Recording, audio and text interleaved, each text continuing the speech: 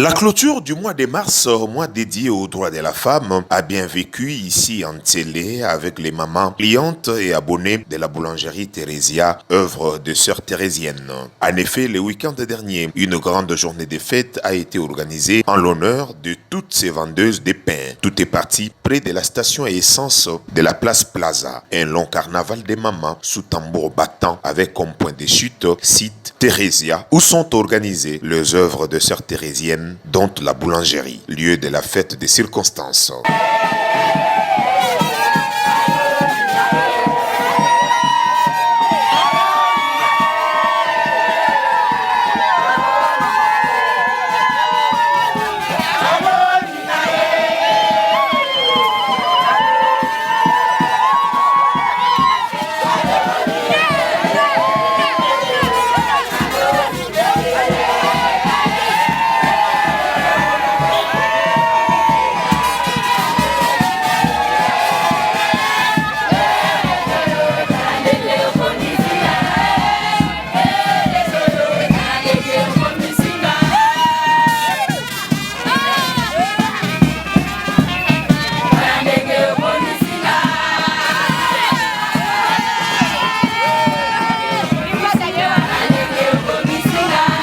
Avant tout, un mot d'exhortation de la part de la mère générale, sœur Clémentine Ngalula.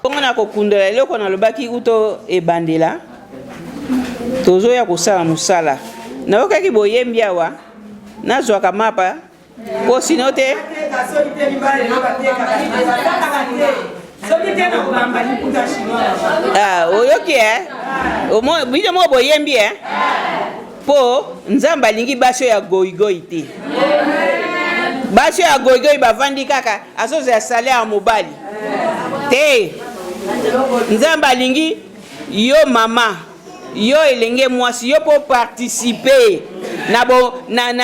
na esengo oyo ya libala ya libota po courage wana omonte bato nyonso bakimi kaka mwasi na se ya kuruze tozala na courage moko nzamba apesaka biso. Amen. Alors faut bomba mabongi o wana pe bo salela yango ebota mbuma. Toyokani ya ba mama. Eloko amibale na lingi na kundola bino pona lobaki on pe ne bandeli bondeko to sengeli kozana ngo awa na boulangerie Thérésia. Bondeko. Amen. Toi famille. Toza famille. Soki bino boza ko komona yango loko ali seki ngana kozwango loko ali sekite. Tokomi famille. Bongo na kati ya libota bakabela naka eza bongo te.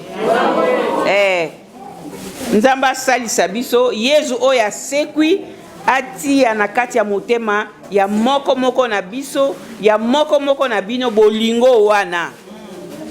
Bolingo ya libota. Toyokani bolingo ya libota po eza vocation na bino ngana ponaki yangana za ma sœur bolingo na ngana kopesa na ba ma sœur na nga d'abord et puis bino bolingo eza na kati na motema opesa tata na bana na bino avant ekende pa bato mususu. Amen. Bokanga likambo wana. Hein? Po oyo Thérésia ya lobi ngana ngina zala bolingo na kati ya ecclesia. Pe asali nyonso yangana bakobenga Sainte Thérésia. Amen. Ayebani mokili mobimba. Bongo nzambe Yesu Christ o asekwi apesa bino lisusu abakisa bino ba grâce ebele. Amen. Abomba biso na bondeko wana o tosali biso na bino famille. Ces braves femmes nourrissent leurs enfants grâce au commerce des pains. C'est lui qui les gère au quotidien, explique leur peine et bonheur. Le maman d'Ngamaba ici présente pour manger le pain. Il s'est déplacé 2-3 km pour aller chercher les pains.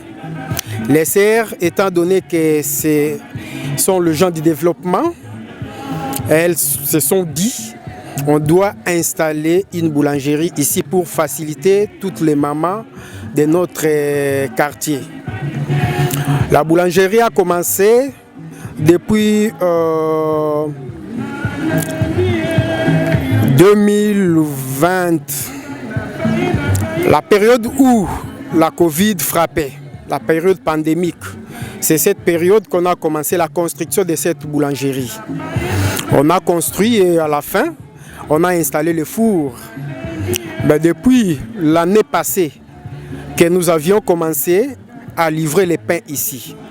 On a commencé à livrer le pain le jour de l'inauguration de cette boulangerie. C'était le 25 novembre 2022. Ne peut connaître leur réalité que celui qui vit dans leur monde. En ce jour de fête, elles ont beaucoup à dire. Merci. Na surprise maman Thérèse a salé le biso. Puisque tu as maman par-ci par-là, tu bandi ma parlé l'autre. Mais eloko maman Thérèse a salé le biso et marqué biso. Mais si so a bassin, si so liputa, après si biso savon ya ko sokola nzoto, ko sokola ba bassin na biso, ko ezala propre, ko zo mapa. En tout cas Nzambe apambola ye akende liboso.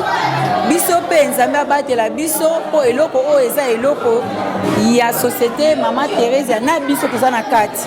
Puisque ye liboso biso sima. Soki biso toza te eloko eko marché te. Soki ye aza te moyen to continuer eza te. Alors tozo remercier kaka Nzambe ndenga permettre biso ke fête oyo eleka na modèle oyo. Nzambe apambola mama wana, ma sœur wana ake liboso.